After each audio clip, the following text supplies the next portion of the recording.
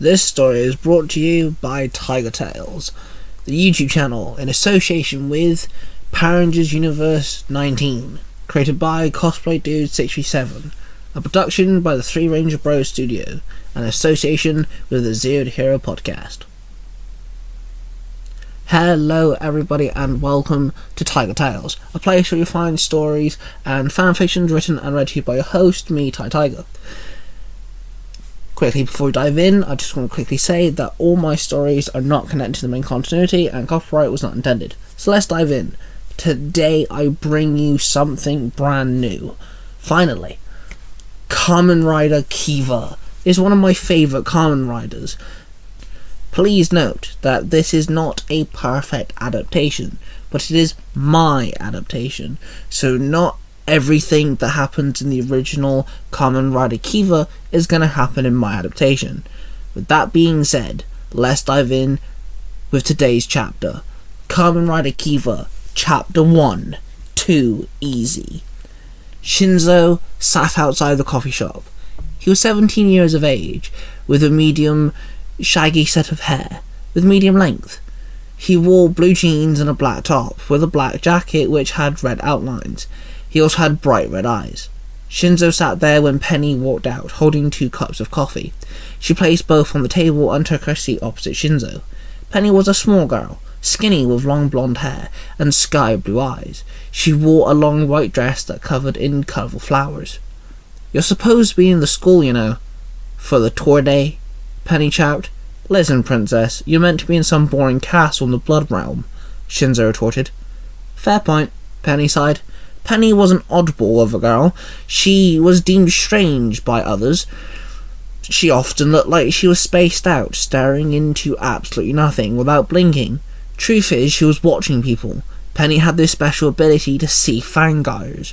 Fangires were a monster race of vampires that fed on human life force. Their monster-like forms resembled stained glass windows, and each one had some resemblance to animals of some kind. Fangires belonged in the Blood Realm, the home dimension of the Fangires, but some Fangires were on Earth in disguise as humans. Penny was the princess of the realm and was tasked to return the Fangires home. Her human form was gifted the ability to see the auras of disguised Fangires. Shinzo was her knighted bodyguard. He was also a Fangire, but was also half human, making him a hybrid. Shinzo was raised by his human mother, but grew up with the ability to venture into the Blood Realm. Some Fangires did not appreciate the idea of a half-human walking amongst them, but when Penny became the one who was tasked to bring the rogue Fangires in, Shinzo was the best person to become her bodyguard. Penny and Shinzo sat there sipping their coffee, when Penny clocked the waiter. She saw the black and red aura surrounding the man. "The waiter, cleaning the table," Penny announced. "You sure?" Shinzo questioned. 100%, Penny replied. "I'll handle it. Let me take you back to the house first," Shinzo said. "You never let me watch the fun, do you?" Penny whined. "Cry me a river. You can't be left unattained just in case one of the rogues decide to attack you whilst I'm busy," Shinzo explained. "Fair enough. I suppose you have to get Komori too," Penny sighed. "Yeah, now let's go," Shinzo said. They both finished their coffees and headed for the house. As they arrived, they found Sean sat outside with his flowers, fruits and vegetables. Sean was the owner of the house and used his gardens and garage as a garden-grown goodie shop. All the products that he sold, he grew himself in the back garden. Sean was a Fangire worshipper, and when the word got out that the Fangire princess and her bodyguard needed a place to stay, he offered his 3-bedroom house for them. They moved in a few months ago. "Hey guys, back already?" Sean asked. Sean was a tall, older man, with not a lot of hair left on his head. Other than his white beard, he wore an array of shirts, shorts and flip-flops. "We found one," Shinzo told him as they walked through the front garden. "I found one. You haven't done anything yet," Penny snapped. "I need Komori," Shinzo barked back. "He had a bath. I believe he's sleeping now," Sean told him. "Thanks, Sean," Shinzo said. Then Shinzo bolted in the house as Penny knelt next to the tomato patch and watched Sean as he gently watered the tomatoes. Shinzo bolted upstairs and headed into his room where he found Komori sleeping in his dog bed. Shinzo walked up and kicked the bed. "Oi, wake up. Come on, we've got a target to get to," Shinzo barked. Komori woke up and took flight and fluttered up to eye level. Komori was the companion's sentient transformation device. He was a small circular bat with red eyes, a golden face and wings. He had white fangs and a green jewel on his forehead. "You had to be so rude," Komori said sluggishly. "Sorry, dude. Now come on." Shinzo sighed and grabbed his side bag. Komori flew in and tucked himself into the bag. He threw the bag over his shoulder and bolted out of the house. "Penny, stay here. Sean, watch her," Shinzo ordered. "Of course, Shinzo," Sean yelled back. "Be careful," Penny called. Shinzo left the garden and headed back into town, and walked up to the cafe, where he found the waiter still cleaning the tables outside. "I ain't going back, you know," the waiter said. Then he turned around and looked at Shinzo directly in his face, dead serious. "You have to. You escaped and you're in hiding. That breaks so many laws," Shinzo barked back. "Fine. But I ain't going down without a fight," the waiter growled. Then his body began to shift and change, and he transformed into his Fangire form. He was a skinny monster with his body looking like stained glass. His face resembled an angry monkey. His shoulder patches made of fur, same with his shin guards and wristbands. He had a long monkey tail with a spike on the end. "Guess it's time," Shinzo muttered, and Komori flew out of his bag. "You're ready, boss?" Komori said. "Yep," Shinzo sighed. Shinzo grabbed Komori with his right hand. "Bite!" Komori yelled out, and then Komori was brought to Shinzo's left hand, and Komori sunk his teeth into Shinzo's skin. Black veins rippled up his arm and across his face. Suddenly, magic chains formed around his waist, and formed into a red and gold henshin belt. The belt was all red, and had a metal rod above the waistline. Shinzo held out Komori. "Henshin!" Shinzo called out, and placed Komori up to the rod of the belt. With his little claws, he latched on, and then Shinzo placed Komori onto the belt, clipped him in upside down. Suddenly, metal liquid formed around Shinzo, and then, with a shatter of glass, the liquid formed into his rider suit, forming Kamen Rider Kiva. Kamen Rider Kiva wore a black under-armor suit with a dark red armored torso, with silver bulking shoulder pads that draped down into his henshin belt. The shoulder pad resembled wings being chained down. He had red fingers and silver wristbands and knee bands as well. His helmet was all dark red and resembled a carved pumpkin. His eye-shaped visors were yellow and extended out of the helmet in a creepy curve. His left shin and foot was encased in a silver piece of armor that also resembled a pair of wings folded over and chained up. Kamen Rider Kiva ran at the monkey Fangire and jumped up and double-kicked it, bouncing off the Fangire's chest. The monkey Fangire spun around and swung its tail, flailing its spike at the Kamen Rider Kiva. He got struck in the chest and was thrown off his feet. He jumped back up and backflipped on one hand. The spike penetrated the ground and got stuck. Kiva took his chance and ran at the monkey Fangire. He struck the Fangire in the chest with several punches, then kneed it in the stomach before swinging his foot under the Fangire, making it drop to the floor. Then Kiva grabbed the Fangire up with both hands and ran it into the cafe wall. The wall cracked due to the brute strength of Kiva ramming the monkey Fangire into it. Kiva kneed the monkey Fangire a few times before it dropped to the floor. "Okay, fine. You win." The monkey Fangire sat there looking up at Kiva. "You're giving up?" Kiva asked, confused. "Yes." "Send me back," the monkey Fangire replied. Yeah, it's not that easy," Kiva told the Fangire. "You have to destroy my physical form, don't you?" the monkey Fangire asked. "Yes," Kiva said solemnly. The monkey Fangire jumped to its feet and jumped over Kiva, landing a few feet away from the cafe. "Take your shot, Kiva." "Send me to my prison," the monkey Fangire told him. "Why are you just giving up?" Kiva asked, shocked. "I've spent my time here on Earth, and I've not found my meaning here," the monkey Fangire explained. "Okay," Kiva said. Kiva stood there, and suddenly red mist filled the area. The sky went black, and the blood-red moon appeared in the sky. Komori detached from the belt and flew up in the air. Kiva jumped high in the air as well. Komori struck the chains that held his left armored leg in place, breaking them. The wings opened and revealed the red armor underneath, with a green gemstone in the middle. Kiva then flew down, aiming his winged leg at the fan guy. He kicked the fan guy, crushing him into the floor. The bat symbol formed in the ground underneath it. The fan guy shattered into a million pieces, leaving its soul floating there.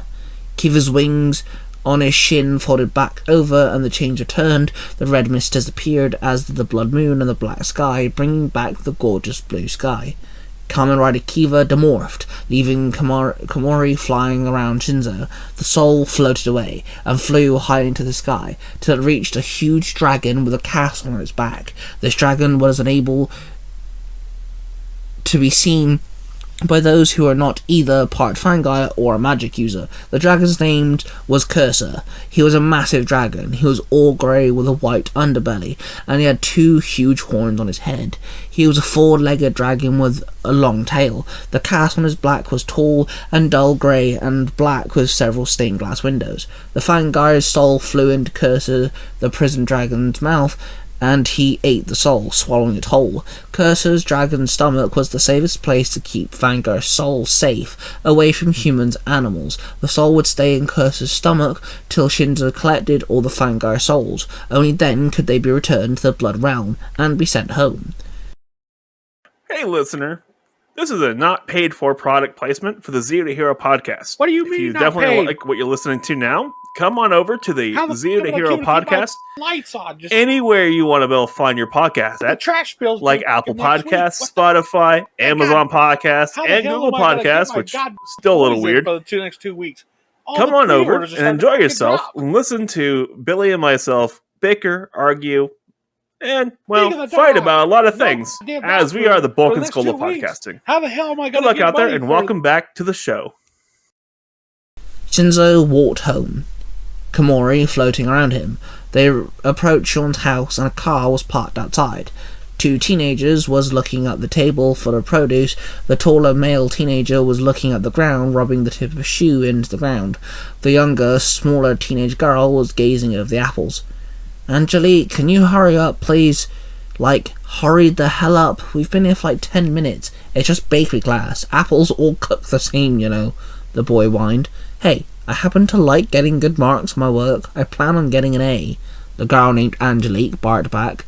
Komori quickly flew into Shinzo's side bag before they saw him, as Shinzo walked up closer to the house. Penny bolted out the door and waved at Shinzo. Hey, how did it go? Penny called out as Shinzo entered the garden. It was easy, Shinzo muttered, glaring at the teenage customers, then back at Penny. Penny looked at the 2 teens, then raised an eyebrow. Shinzo walked up the steps and closer to Penny as Sean walked out of the garage and walked up to the 2 teens. How can I help, kids? Sean asked. Can I have those 5 apples, please? And I was wondering, do you have any pears? Angie asked him. Sean pulled out a brown paper bag and bagged up the 5 apples. He turned and looked up at Shinzo. Shinzo, my boy, the pears are in the kitchen, the green big box on the side. Bring them out, will you? Sean asked. Yeah, sure, Shinzo said with an eye roll. He walked into the house, leaving Penny staring at the 2 teens. He walked into the kitchen and found the green box filled with pears. He grabbed it and brought it outside, and he walked up to Sean and the 2 teens and placed the box next to the table. Awesome, thanks, Angelique said. Then she crouched down and started manhandling all the pears. The boy looked at Shinzo.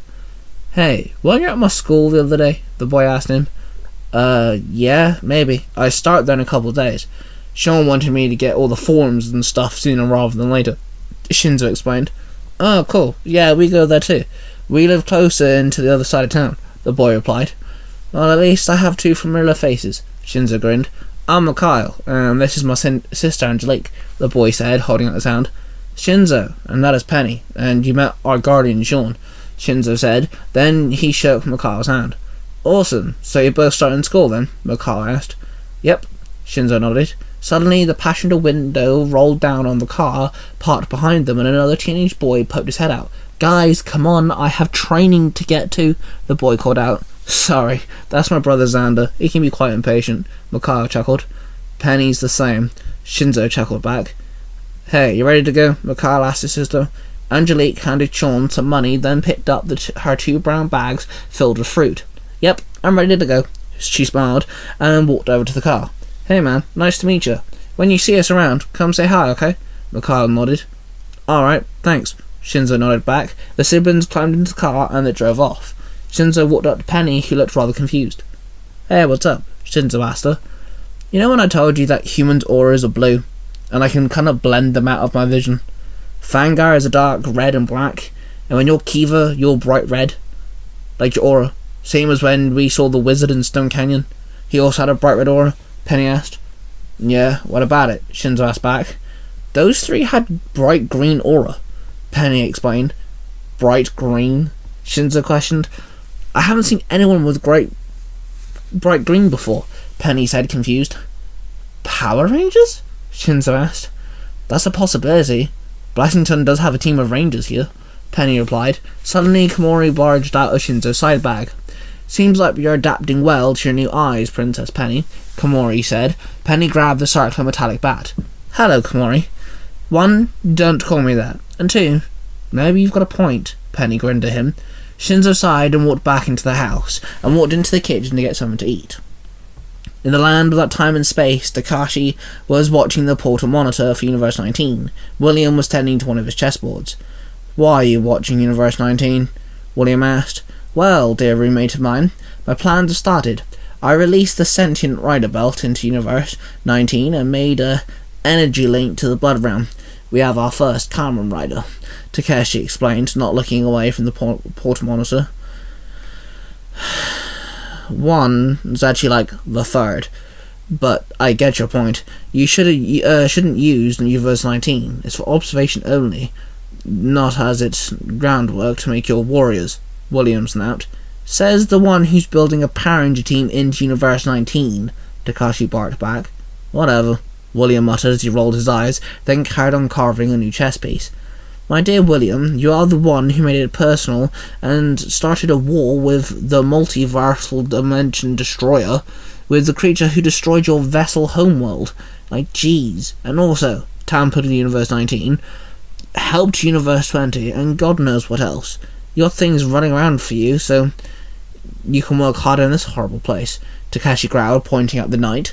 William slammed his tools down on the desk and bolted to Takeshi. Listen here, I'm doing what I'm supposed to. I'm making warriors, but I also have 2 things for you to think about. 1, we are remade into gods. We have the power to help all these universes, yet we don't. So why not? So yes, I sprinkle some help where I can. And second thing, why do I have to stick to just 2 universes, when I can build warriors for multiple? William hissed. If the boss hears about this, he's going to have your head, Takeshi snapped, and I'll happily take the punishment, William muttered, then walked back to his desk and continued working on a new chess piece. Takeshi looked at the multiple portal monitor screens in front of him.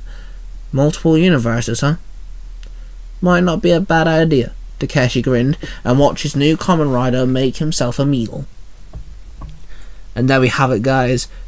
Power Rangers then. Kamen Rider Kiva Chapter 1. Hope you guys have enjoyed this story.